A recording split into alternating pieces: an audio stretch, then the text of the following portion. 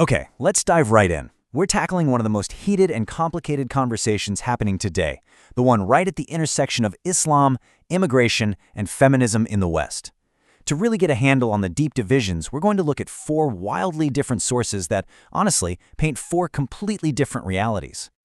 So, on one side you have this, a really stark, powerful statement from journalist Virginia Hossiger. She's framing the entire issue as a story of oppression, and she's pointing a finger, saying that Western feminism has been totally silent when it should be shouting. But then you hear this. It's a total 180. This comes from a Muslim woman in an academic study, and her view is that equality isn't something she has to look for outside of her faith. No, for her, it's a fundamental principle right at the very heart of Islam itself. And as if that weren't complicated enough, you have this other layer, this explosive theme of demographics. This quote from a popular YouTube video isn't just talking about culture or religion, it's pointing to what it calls a plan for mass migration. Suddenly, the whole conversation shifts to numbers, borders, and population change. So you have to ask, right? How can all of these things exist in the same world? That's what we're going to try and figure out here. We're going to break down how these competing stories are built, why they feel so completely real to the people who believe them, and how it all fuels such an incredibly polarized debate.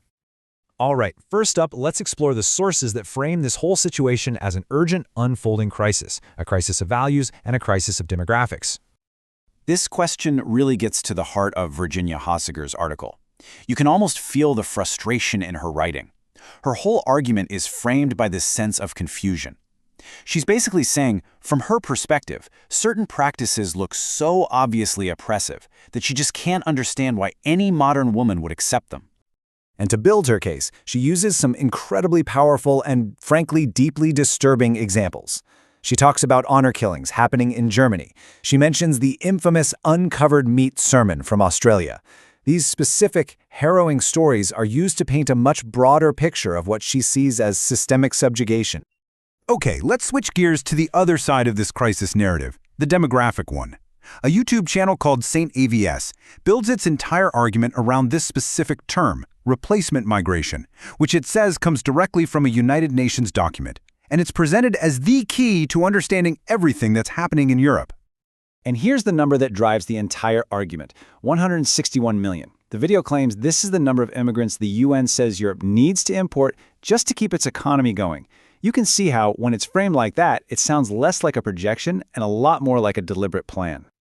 So why would they need so many people? Well, this is the why. The video uses official-looking UN projections like these to show just how dramatically populations are expected to drop in major countries.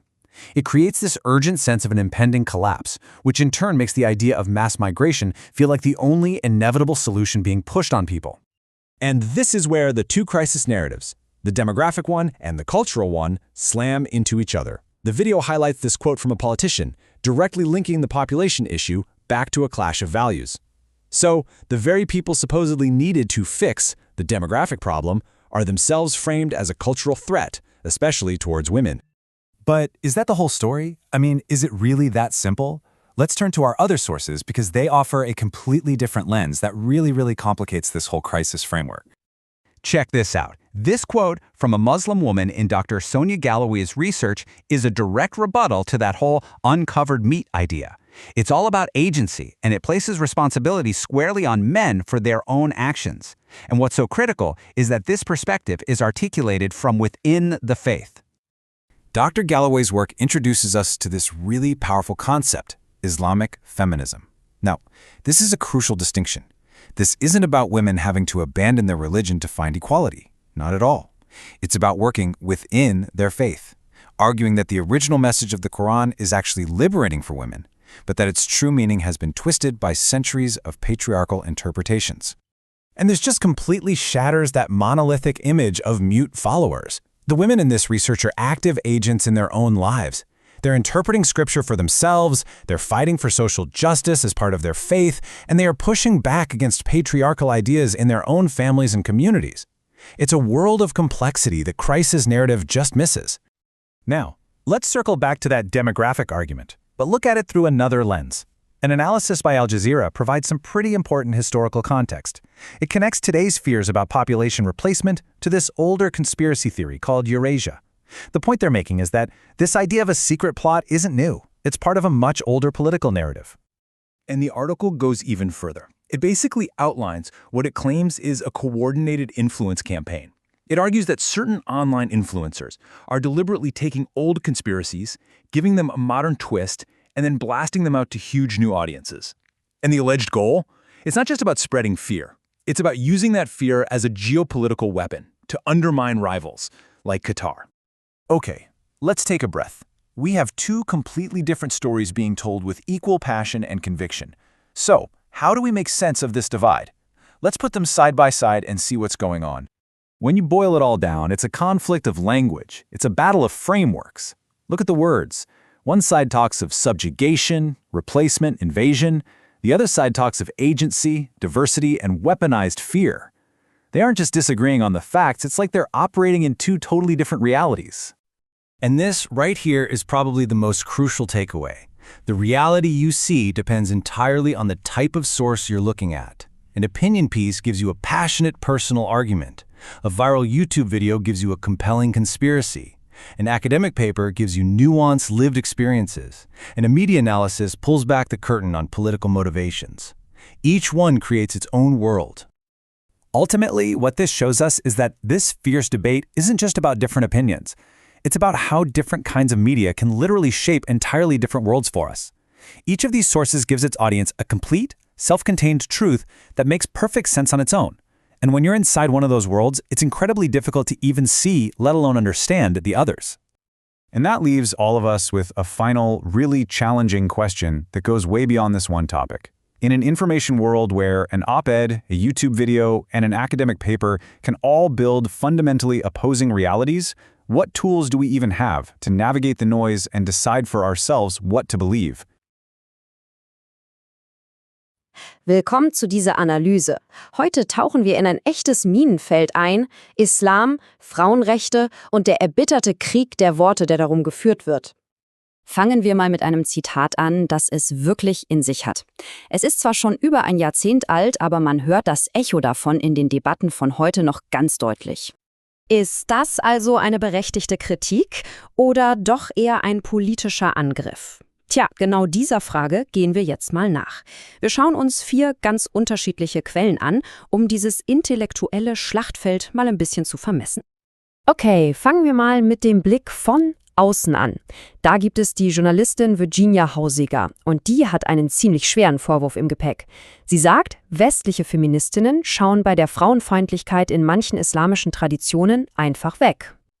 Und ihre Argumentation stützt sie auf eine Reihe wirklich verstörender Vorfälle, die es in die Schlagzeilen geschafft haben. Wir reden hier von sogenannten Ehrenmorden, von weiblicher Genitalverstümmelung oder von Predigten, die im Grunde Frauen die Schuld an Vergewaltigungen geben. Ihr Fazit ist dann auch eine ziemlich direkte Anklage. Sie sagt, dieses Schweigen der Feministinnen sei ohrenbetäubend. Für sie ist das also eine Mischung aus Heuchelei und, ja, vielleicht auch Angst. Aber das ist natürlich nur die eine Seite der Geschichte. Drehen wir die Medaille mal um und hören wir uns Stimmen an, die von innen kommen. Dafür schauen wir uns eine wissenschaftliche Studie an, in der muslimische Frauen selbst zu Wort kommen. Die große Frage ist ja, gibt es überhaupt die eine Erfahrung als muslimische Frau? Um das zu klären, werfen wir einen Blick auf eine Studie von Dr. Sonia Galloway.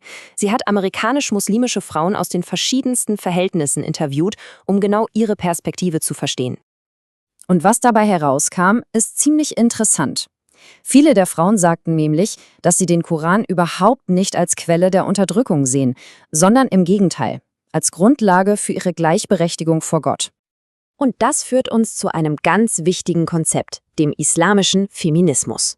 Das ist eine Bewegung, die im Grunde sagt, hey, die heiligen Schriften gehören auch uns. Wir interpretieren sie selbst und kämpfen aus dem Glauben heraus für unsere Rechte. Hier wird der Kernkonflikt eigentlich perfekt sichtbar. Auf der einen Seite die Ansicht, die Scharia sei ein starres, altes Gesetzbuch. Auf der anderen Seite die feministische Sicht, die sie als einen moralischen Kompass versteht, den man für die heutige Zeit neu auslegen muss.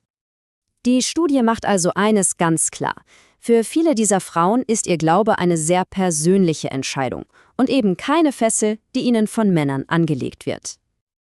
So, und jetzt verlassen wir die persönliche Ebene und betreten die politische Arena. Hier werden diese sehr komplexen Themen oft zu einfachen, aber scharfen Waffen in einem ganz anderen Kampf. Und diese Erzählungen beginnen oft mit einer Zahl, die einen erstmal schockiert. 674 Millionen. Das soll die Anzahl an Migranten sein, die Europa laut einem UN-Papier von 2001 angeblich bräuchte. Die Logik dieser Theorie ist ziemlich simpel. Man nimmt erstens reale demografische Fakten, nämlich schrumpfende Bevölkerungen im Westen. Zweitens verknüpft man das mit der Herkunft von Migranten und drittens bastelt man daraus einen großen, finsteren Plan, die westliche Kultur quasi auszutauschen. Der absolute Dreh- und Angelpunkt dieser ganzen Theorie ist dann die Behauptung einer, man könnte sagen, unheiligen Allianz. Angeblich arbeiten radikale Linke und Islamisten Hand in Hand daran, ihre eigenen westlichen Gesellschaften von innen heraus zu zerstören. Aber es gibt auch eine komplett gegenteilige Sichtweise.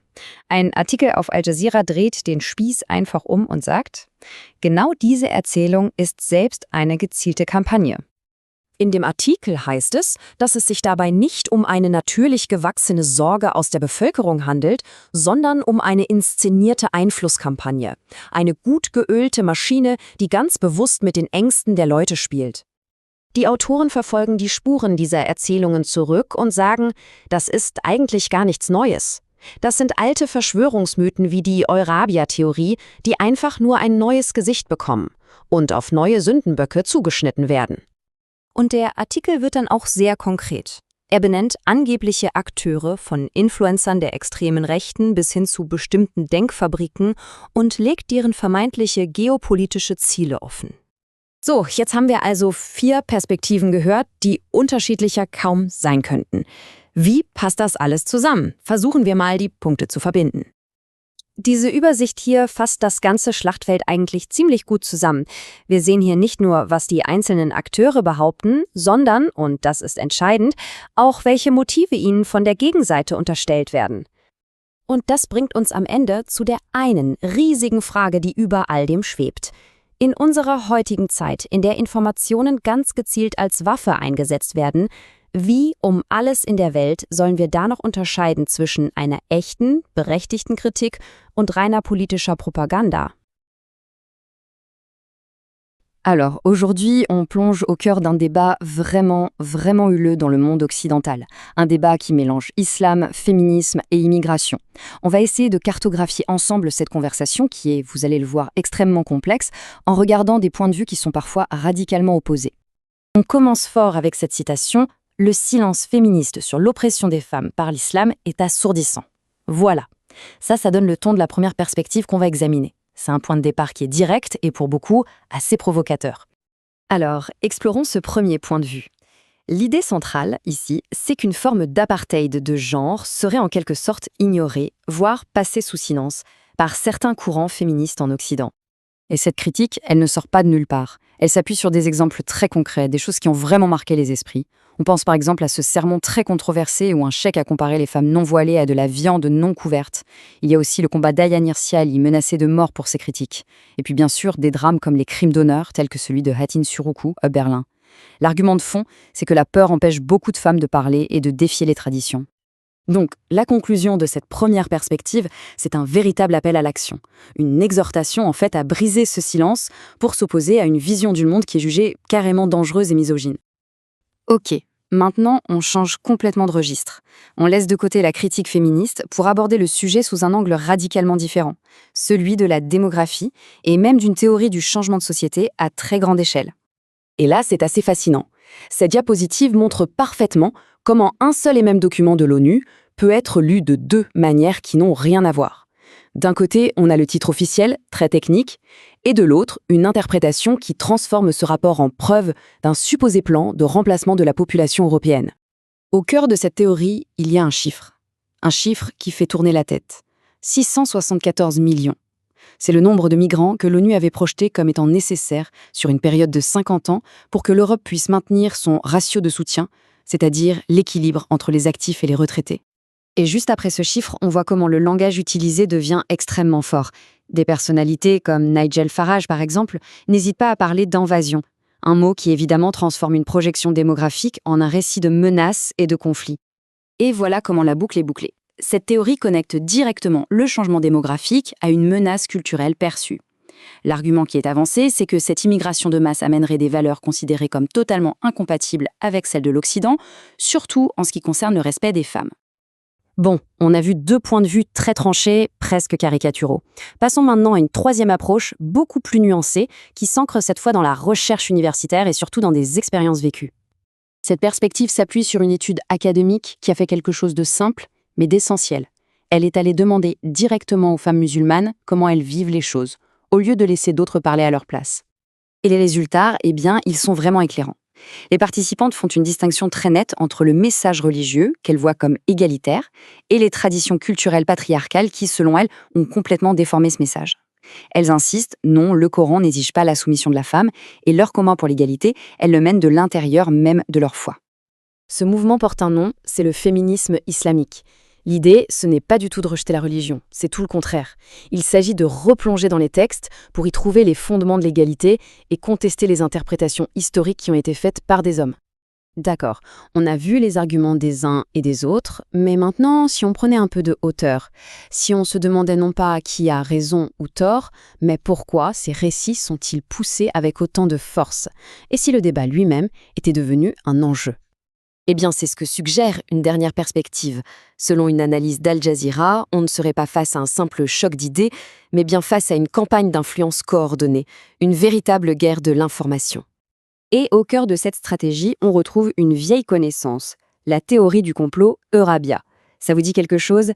C'est une idée qui est née au début des années 2000 et qui postule une sorte de complot secret entre l'Europe et le monde arabe pour islamiser le continent. Une théorie qui serait aujourd'hui réactivée et modernisée.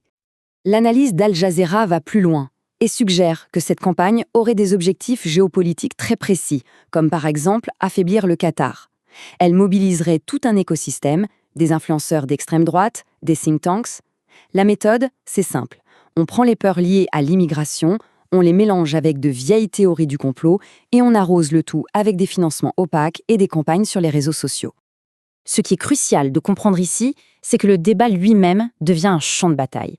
Les arguments sur le féminisme ou la démographie ne sont plus juste des opinions.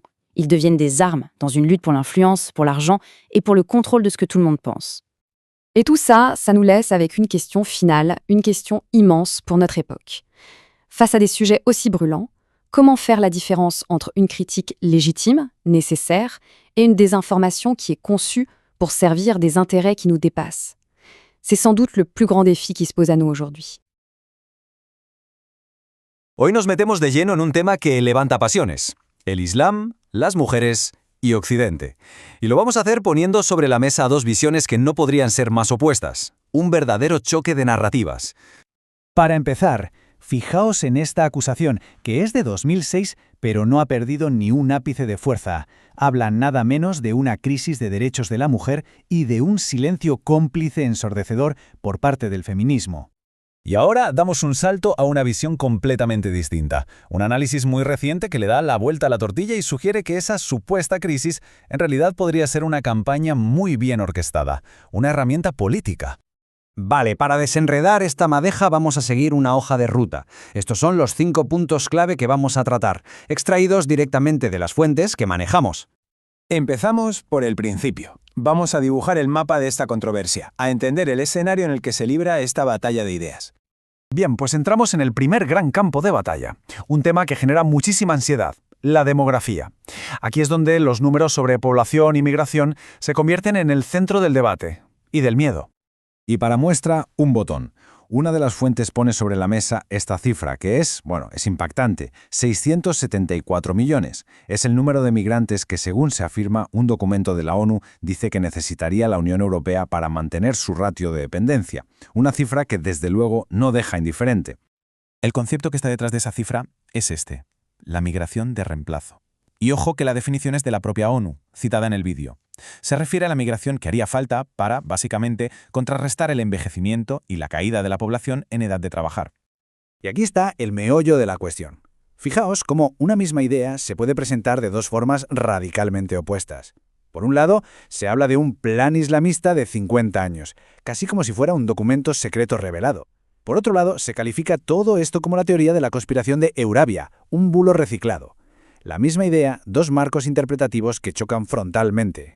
Y claro, este supuesto miedo demográfico no se queda ahí. Conecta directamente con otro de los grandes puntos de fricción, el papel de la mujer y el debate sobre sus derechos. Desde una de las perspectivas, la que representa la periodista Virginia Hauseger, se lanza esta pregunta, que es casi una declaración de intenciones. ¿Por qué estas mujeres musulmanas modernas, educadas, inteligentes, viajadas, sensatas, siguen creyendo en ello? Se nota la perplejidad, ¿verdad? Pues bien, frente a esa perplejidad, tenemos la respuesta que da la investigación académica. El trabajo de la doctora Sonia Galloway, que habló directamente con mujeres musulmanas, nos muestra un panorama muy diferente. Ellas distinguen entre cultura patriarcal y el mensaje del Islam, que muchas ven como igualitario. De hecho, utilizan su fe, el marco islámico, para exigir igualdad.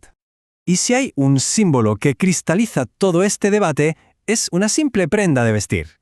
El velo, el hijab. Vamos a ver cómo se convierte en el epicentro de este choque de visiones. Desde esa primera perspectiva, la imagen es demoledora. Se describe a las mujeres con velo como criaturas pasivas, soldados de infantería mudos para Alá. Es una visión que presenta el velo como un símbolo inequívoco de opresión. Pero de nuevo, si les preguntamos a ellas, a las mujeres que lo llevan, el significado se multiplica y se vuelve mucho más complejo. Como vemos en el estudio de la doctora Galloway, para ellas el hijab puede ser orgullo, obediencia a Dios, un símbolo de hermandad, incluso una forma de protesta o de reafirmación personal en el mundo laboral. La distancia entre la percepción externa y la experiencia vivida es abismal. Vale, y para terminar, vamos a dar un paso atrás. Vamos a cambiar el foco. Ya no vamos a hablar de los argumentos, sino de cómo se construyen y se difunden esos argumentos. Vamos a analizar la arquitectura de esta guerra de información. El análisis de Al Jazeera, por ejemplo, no ve esto como un debate orgánico, que surge sin más. Lo plantea como una campaña de influencia coordinada, es decir, una estrategia deliberada que usa el miedo como arma para conseguir ciertos objetivos geopolíticos. De hecho, el artículo llega a dibujar un mapa de esta supuesta red de influencia. Como se ve en la tabla, se señalan influencers concretos que difunden el mensaje, think tanks que le dan un barniz intelectual, fuentes de financiación e incluso se mencionan actores estatales que podrían estar detrás, coordinando la campaña. Y todo esto nos lleva a la pregunta final, la que queda flotando en el aire. En medio de una guerra de narrativas tan bien armada, con dos realidades que parecen irreconciliables, ¿qué herramientas tenemos para navegar por este campo de batalla? ¿Cómo podemos acercarnos a la verdad? Ok, partiamo da una storia che sembra piccola, locale, ma che in realtà apre un vaso di Pandora. Parliamo di come un singolo sermone possa scatenare un dibattito globale su potere, identità e religione. Sembra incredibile, no? E invece è successo proprio così. Tutto comincia nel 2006. In Australia, il più importante chiarico musulmano del paese, lo sceicco Taj al-Din Hilali, pronuncia queste parole. Paragona le donne senza velo a carne scoperta lasciata in pasto ai gatti. Potete immaginare la reazione, una vera e propria bomba. E infatti, quella che poteva sembrare una frase infelice detta in un contesto locale esplode, diventa la scintilla che accende un dibattito enorme, ferocissimo, che travalica i confini dell'Australia e coinvolge l'intero mondo occidentale, mettendo sul tavolo temi come la religione, i diritti delle donne, tutto quanto. Allora, andiamo a vedere la prima immediata conseguenza di queste parole. Come ha reagito il mondo esterno alla comunità musulmana? La reazione non si è fatta attendere, è stata praticamente istantanea. Giornalisti, attivisti, l'opinione pubblica si sono tutti allarmati e la questione è stata subito inquadrata in un modo molto preciso, non come l'uscita infelice di una singola persona, ma come la prova lampante di una misoginia radicata nella religione.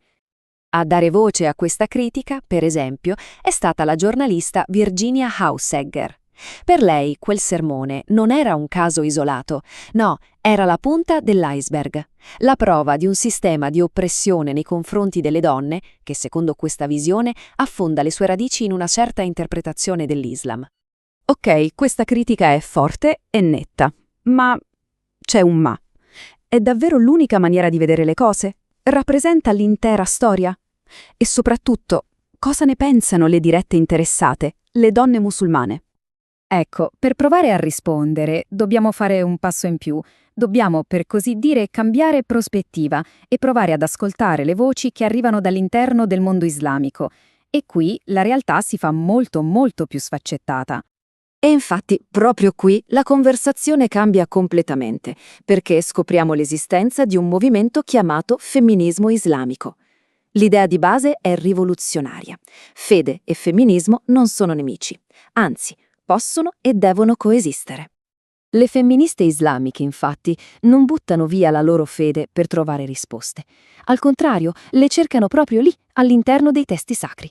La loro tesi è che il messaggio originale del Corano sia profondamente egualitario. E sentite questa, è una reinterpretazione incredibilmente potente del concetto di modestia. In pratica, ribalta completamente la logica della carne scoperta. La responsabilità non è della donna che provoca, ma dell'uomo che deve controllare il proprio sguardo, un cambio di paradigma totale. Ma non è solo teoria. Questo ci racconta di una realtà concreta, di donne che studiano, che si formano per diventare loro stesse interpreti dei testi sacri. Quindi non solo si rifiuta l'idea di essere messe a tacere, ma si rivendica attivamente il diritto e il potere di interpretare la propria fede. E adesso prepariamoci a un altro salto, perché questo dibattito, già complesso, viene risucchiato in un vortice ancora più grande, un vortice che parla di migrazioni, di demografia, di politica globale. La questione si sposta su un altro piano. Spesso questo tipo di discorso parte da dati come questi, dati che, presi così, possono fare una certa impressione. Le Nazioni Unite che prevedono un crollo demografico in Europa è un'informazione che si presta a molte letture. Ed è proprio qui che avviene la torsione. Un documento tecnico dell'ONU, uno studio sulla migrazione come possibile soluzione al calo demografico, viene preso e completamente stravolto. In alcune narrazioni, come quella che vediamo citata, non è più un'analisi, ma diventa la prova di un piano segreto, un piano per sostituire la popolazione europea. Questa non è un'idea nata ieri, si aggancia a una teoria del complotto più vecchia, quella dell'Eurabia. È un'idea che viene ripescata, aggiornata e usata nelle battaglie politiche di oggi per alimentare la paura di una presunta islamizzazione dell'Europa. E così il cerchio si chiude, o meglio, si allarga a dismisura. Siamo partiti da un sermone sulla gonna di una donna e siamo arrivati a parlare di uno scontro di civiltà, di una lotta per la sopravvivenza dell'Occidente. Un'escalation pazzesca. Insomma, quello che emerge alla fine non è una storia unica, con un inizio e una fine. È più un campo di battaglia dove si scontrano diverse narrazioni, diverse versioni della stessa storia. Rivediamole un attimo. Siamo partiti dal sermone, un fatto religioso, poi abbiamo visto la critica femminista, che parla di oppressione, poi abbiamo ascoltato le voci dall'interno, l'esperienza vissuta delle donne musulmane, e infine siamo arrivati alla cospirazione geopolitica, 4 modi completamente diversi di inquadrare la stessa vicenda, e ognuno ovviamente ha il suo scopo. E tutto questo ci lascia con una domanda, che forse è la più importante di tutte. Quando una storia ha così tante facce, quando viene usata non solo per raccontare, ma per convincere, per dividere, a volte per spaventare, come si fa a capire dove finisce il fatto e dove inizia l'interpretazione? Una domanda che, oggi più che mai, è fondamentale porsi.